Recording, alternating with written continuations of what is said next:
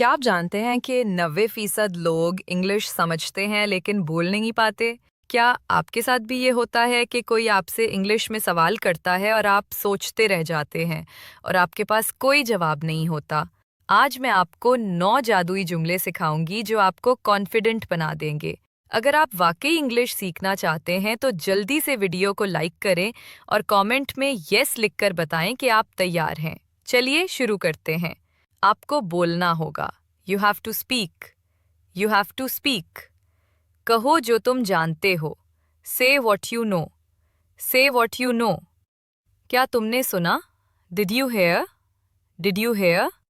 اب مجھے بتاؤ۔ Now tell me. Now tell me.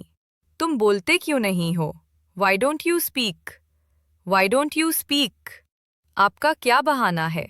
What is your excuse?